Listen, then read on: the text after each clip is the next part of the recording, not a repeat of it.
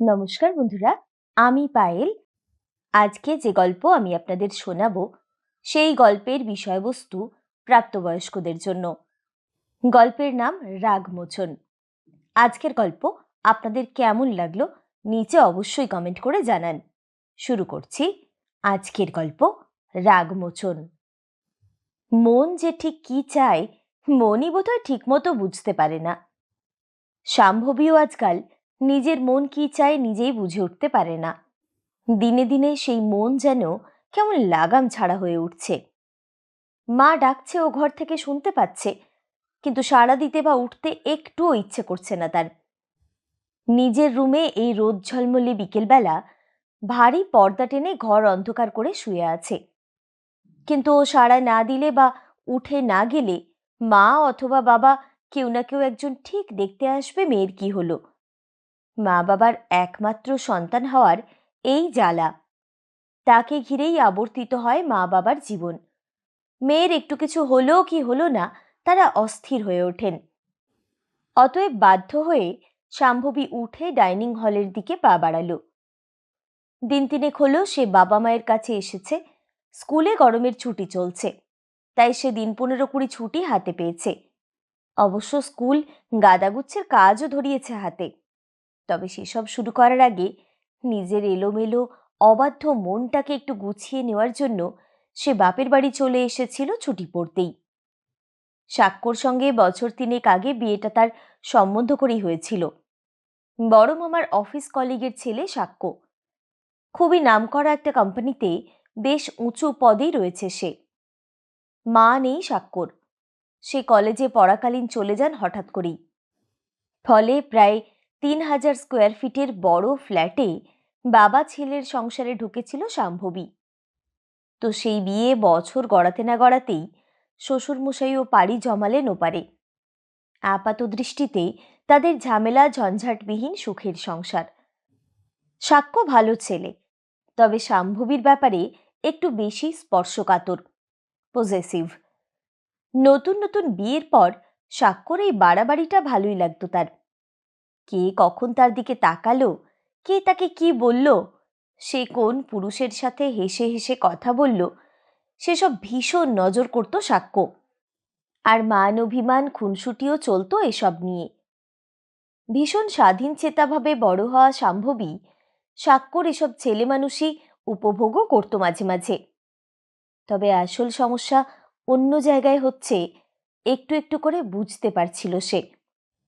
যদিও বিয়ের আগে সে তেমনভাবে কারো সাথেই শারীরিকভাবে ঘনিষ্ঠ হয়নি কখনো, তবুও সাক্ষ্যর সাথে প্রতিটি মিলনে শাম্ভবী অনুভব করত যে সে কিছুতেই পুরোপুরি খুশি হতে পারে না। বোধহয় তেমনভাবে উপভোগও করে না ব্যাপারগুলো। তবুও আধুনিকতা আর পারিবারিক কিছু সংস্কারের মিশেলে বড় হয়ে ওঠা সে বুঝতে পারেনি যে সে যা অনুভব করছে সেটাই ঠিক, নাকি এমনই হয় সব মেয়েদের অনুভূতি। বছর 5 ধরে কাজ করছে যে স্কুলে, সেই একই স্কুলে কাজ করা বিনির সাথে তার গলায় গলায় বন্ধুত্ব। স্বামী শ্বশুরবাড়ির সব কথাই বিনি শেয়ার করে তার সাথে। এমনকি তার আর তার হাজবেন্ড অনলের আদর ভালোবাসা পাগলামির কথাও বলে তাকে। কিন্তু শাম্ভবী সব কথা বললেও নিজের বেডরুমের মধ্যে তার আর সাক্ষ্যর একান্ত মুহূর্তের অনুভূতিগুলো কিছুতেই ভাগ করে নিতে পারে না প্রিয় বন্ধুর সাথে। অস্বস্তি হয় কেমন একটা। বিনি খুঁচিয়ে খুঁচিয়ে কিছু জিজ্ঞেস করলে সে ইয়ার্কি করে মজা করে সতর্কভাবে এড়িয়ে যায়। ভেবেছিল এভাবেই জীবন কেটে যাবে। হয়তো এমনই হয়, সাক্ষ্য তাকে ভালোবাসে, তাকে খুশি রাখার চেষ্টা করে, সব ব্যাপারে সাহায্য করার চেষ্টা করে। এসব তো সে কোনোভাবেই অস্বীকার করতে পারবে না। কিন্তু তার মনের শরীরের এই দোলাচল শুরু সেদিনের সেই বিয়ে বাড়ির ঘটনাটার পর থেকে। সাক্ষ্যরই একমাত্র পিসির মেয়ের বিয়ে ছিল। তার সেই পিসি থাকেন ভুবনেশ্বর।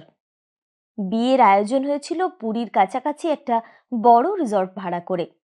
এলাহি আয়োজন ছিল সেখানে। সেই বিয়ে বাড়িতে তাদের সঙ্গে আলাপ হয় পিসির ননদের ছেলে বিষ্ণুর। বিষ্ণু লন্ডন থেকে এই বিয়ের জন্যই এসেছে। সে ওখানেই ডাক্তার। আর তার থেকেও বড় কথা, বিষ্ণু দারুণ হ্যান্ডসাম। সত্যি বলতে কি, এত সুন্দর দেখতে, এত দারুণ চেহারার ছেলে সামনে থেকে কোনোদিনও দেখেছে বলে সেও মনে করতে পারেনি। যদিও সাক্ষ্যকেও যথেষ্ট ভালো দেখতে। বিয়েতে সবার অনুরোধে দারুণ গান শুনিয়েছিল শাম্ভবী। গানটা সে ছোট থেকেই ভালো গায়। বিষ্ণুর আশেপাশে মোটামুটি বিয়ে বাড়িতে আসা সব সুন্দরীরা কম বেশি ঘুরঘুর করেছে। সবার চোখেও পড়েছে বিষয়টা। সবাই বিষ্ণুর সঙ্গে যথেষ্ট মজা ঠাট্টা ইয়ার্কিও করেছে এসব নিয়ে। তো হেন বিষ্ণু তার আর সাক্ষ্যর সাথেও অনেক আড্ডা দিয়েছে, ফোন নাম্বার বিনিময় করেছে।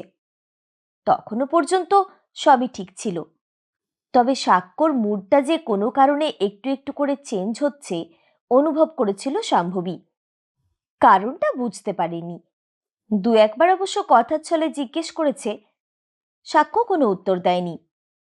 কিন্তু ওখান থেকে ফিরে আসার আগের দিন রাতে সাক্ষ্য হঠাৎ করেই শাম্ভবীর সাথে খুব ঝগড়া করল। বিষ্ণু কিন্তু তোমাকে স্পেশাল অ্যাটেনশন দিচ্ছে, তুমি কি কিছুই বুঝতে পারো না? ওর সাথে অত হেসে হেসে কি কথা বলছিলে সন্ধেবেলা? পিসিমণি কিন্তু তোমাদের লক্ষ্য করছিল। শাম্ভবী অবাক হয়ে বলল, তুমি কি পাগল হয়ে গেছো? আমি বিবাহিতা। ও আমাকে স্পেশাল অ্যাটেনশন কেন দিতে যাবে? কত সুন্দর সুন্দর মেয়েরা ওর পেছন পেছন ঘুরছে। সাক্ষ্য ফট করে বলে বসল, বোকা সাজার দরকার নেই। ওর পেছন পেছন মেয়েরা ঘুরছে সেটা ঠিকই লক্ষ্য করেছ, ওকে লক্ষ্য করনি? তুমি কি খেয়াল করনি যে ও তোমাকে মাঝে মাঝেই লুকিয়ে লুকিয়ে কেমন মুগ্ধ হয়ে দেখছিল, আর কিভাবে তোমার গান শুনছিল হাঁ করে? এইভাবেই কথায় কথা বাড়তে বাড়তে তার আর সাক্ষ্যর মধ্যে একটা ঝামেলা হয়ে গেল। সাক্ষ্যকে যত যাই বলুক আর বোঝাক, বিষ্ণুর মুগ্ধ দৃষ্টি দু একবার সেও লক্ষ্য করেছে, এ কথা নিজের কাছে অন্তত অস্বীকার করতে পারেনি সে। পরের দিন বাড়ি ফেরার আগে বিষ্ণু তাকে বলেছিল, তোমার সাথে কথা বলে আড্ডা দিয়ে দারুণ লাগলো, আর গানের গলাটা তোমার সত্যিই দুর্দান্ত। আশা করি আমাদের পরেও কথা হবে। তোমার আর সাক্ষ্যর কাছে আমার নম্বর তো রইলই, মাঝে মাঝে ফোন করো কিন্তু। শাম্ভবী কোনো উত্তর না দিয়ে হেসেছিল। আর ঠিক সেই মুহূর্তেই গাড়ি নিয়ে পাশে এসে দাঁড়িয়েছিল সাক্ষ্য। তাকেও হাসি মুখে বিদায় জানিয়েছিল বিষ্ণু। প্রত্যুত্তরে বিষ্ণুর দিকে তাকিয়ে হাত নাড়লেও বাকি রাস্তাটা সাক্ষ্য একটাও কথা বলেনি তার সঙ্গে। বাড়ি ফেরার ২-৪ দিনের মধ্যে যথারীতি সে একটু সাক্ষ্যকে জড়িয়ে ধরে দু একটা কথা বলতেই ধীরে ধীরে সাক্ষ্য ভুলে গেল সব রাগ অভিমান। কিন্তু ভুলতে পারল না সে নিজে। সেদিন জানালার ফাঁক দিয়ে আসা চাঁদের আলোয় যখন সাক্ষ্য তাকে আদর করছিল, শেষ মুহূর্তে তার মনের চোখে ভেসে উঠল বিষ্ণুর মুখ, আর তার জিম যোগাসন করা সুঠাম চেহারা, আর তার মুগ্ধ দৃষ্টি। আর জীবনে সেই প্রথম শাম্ভবী অনুভব করল রাগমোচন কাকে বলে। বিয়ের পরের ৩ বছরের মিলনে এমন সুখ সে কোনো দিন এক মুহূর্তের জন্যও তো পায়নি। সেই শুরু হলো তার জীবনে এক অদ্ভুত খেলা। না, বিয়ে বাড়ি থেকে ফিরে এসে আর কোনো দিনও সে যোগাযোগ করেনি বিষ্ণুর সঙ্গে, অথবা সারাদিনে একবারও তার মনে পড়ে না বিষ্ণুর কথা। অথচ মিলনের রাতগুলোতে সে আর তার শরীর থাকে সাক্ষ্যর নিবিড় বন্ধনে, কিন্তু ওই সাময়িক সুখটুকুর জন্য তার মনের চোখ দিয়ে সে দেখতে থাকে বিষ্ণুকে। মনে হয় সাক্ষ্যর নয়, বিষ্ণুরই বাহুবন্ধনে আবদ্ধ সে। এই এক অদ্ভুত আসক্তি হয়েছে তার জীবনে। নিজের মন আর শরীরের এই দ্বন্দ্বে সে বারবার হেরে যাচ্ছে। আর তার রাগমোচনের মুহূর্তটুকু পেরিয়ে গেলে সে আবার তার মনকে নিয়ে ফিরে আসে সাক্ষ্যর কাছে। আর দিনের বেলা মাঝে মাঝেই ভুগতে থাকে অপরাধ বোধে। তার মনে হয় সে অন্যায় করছে সাক্ষ্যর সাথে, ঠকাচ্ছে তাকে। আর এমন কথা সে মরে গেলেও কারো সাথে শেয়ার করতে পারবে না। তাই আজ মা বাবার কাছে এসেছে ছুটি পড়তেই। নিজের মন আর শরীরের সাথে একটা বোঝাপড়া তাকে করতেই হবে। শাম্ভবী বোঝে সে ভালোবাসে সাক্ষ্যকে, তাকে ছেড়ে থাকতে পারবে না কিছুতেই। কিন্তু বিয়ের 3 বছর পর প্রথম জীবনে যে সুখটুকুর সন্ধান পেয়েছে, নিষিদ্ধ, গোপন, অমৃতের মতো সেই মুহূর্তটুকুও সে হারাতে চায় না কিছুতেই। প্রতিবার সে ভাবে এই শেষবার। তার আর সাক্ষ্যর এই নিজস্ব মুহূর্তে অন্য কোনো পুরুষের কথা সে কিছুতেই ভাববে না। কিন্তু আবার সেই চরম মুহূর্তে নিজের কাছে নিজের প্রতিজ্ঞা সে রাখতে পারে না। এক অমোঘ সুখের মুহূর্ত উপভোগ করবার জন্য নিজের প্রিয়তমকে ভুলে মনের মধ্যে অন্য এক পুরুষকে আশ্রয় দেয় ক্ষণিকের জন্য। কি করবে এখন শাম্ভবী? মায়ের রান্না করা প্রিয় পদগুলো আজ ঠিকমতো উপভোগ করতে পারছে না সে। শরীরটা ভালো লাগছে না। দিনাটেক হয়ে গেল সে মা বাবার কাছে রয়েছে। সাক্ষ্য এবার ফোনে তাড়া দিচ্ছে, প্লিজ এবারে চলে এসো, আমার আর ভালো লাগছে না একা একা তোমায় ছাড়া। তুমি না এলে এবার কিন্তু আমাকেই ছুটি নিয়ে বসে থাকতে হবে ওখানে গিয়ে। সাক্ষ্য যখন এরকম কথা বলে তখন আরো অনুশোচনা হয় তার। মা জোর করছিল ডাক্তার দেখানোর জন্য। শাম্ভবী দিন 15 হলো পিরিয়ড মিস করেছে। আজ প্রেগন্যান্সি কিট নিয়ে এসে টেস্ট করে দেখল পজিটিভ। বিবাহিত মানুষের জীবনে সাধারণত প্রথম সন্তান ভীষণই আকাঙ্ক্ষার, ভীষণই আদরের। কিন্তু খুশি হওয়ার বদলে আরও মনোকষ্টে ভুগছে সে। এই সন্তানের মধ্যে কোথাও কি তার শরীরের আনন্দের জন্য করা এক টুকরো পাপ লুকিয়ে থাকবে? মা বাবাকে বলার আগে সাক্ষ্যকে সেই খবরটা দিল। সাক্ষ্য খুশিতে পাগল হয়ে অফিস থেকে সোজা হাজির। মা বাবাও দারুণ খুশি খবরটা শুনে। আজ সাক্ষ্যর বাবা থাকলে কতটা খুশি হতেন সে কথাই হচ্ছিল সবাই মিলে। কিন্তু কিছুতেই মন খুলে হাসতে পারছে না শুধু সে। মা বাবা আর সাক্ষ্যর ভীষণ সাবধানতা আর আদর যত্নের মধ্যে দিয়ে পরের কয়েকটা মাস কেটে গিয়ে যেদিন পুচকেটা পৃথিবীর আলো দেখল, আর হসপিটালে দেখতে গিয়ে বিনি আর বাকি সবাই যখন বলল যে ওরে বাবা, এ তো একদম সাক্ষ্যর মিনি জেরক্স, চোখ, চুল, ভুরু, ঠোঁট, হাত পা সব সাক্ষ্য।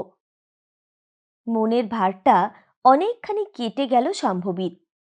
সবাই তখন বাইরে। হসপিটালের বেডে সে, সামনে সাক্ষ্য বসে। তাকিয়ে দেখল সাক্ষ্যর চোখে জল। সে একবার পুচকেকে, একবার তাকে দেখছে মুগ্ধ চোখে। এর মাস 4 পরে একটু সুস্থ হতে, দস্যিটা যখন শান্ত হয়ে ঘুমোচ্ছে, অনেক দিন বাদে তাকে কাছে টানল সাক্ষ্য। তাদের মিলনের শেষ মুহূর্তে শাম্ভবীর মনে পড়ল হাসপাতালে দেখা সাক্ষ্যর অপলক মুগ্ধ দৃষ্টি। পরিপূর্ণ রাগ মোচনে তৃপ্ত হয়ে কেঁপে উঠল তার শরীর। একটা দ্বিধাবিহীন মন নিয়ে সাক্ষ্যকে জড়িয়ে ধরল সে বহুদিন পরে।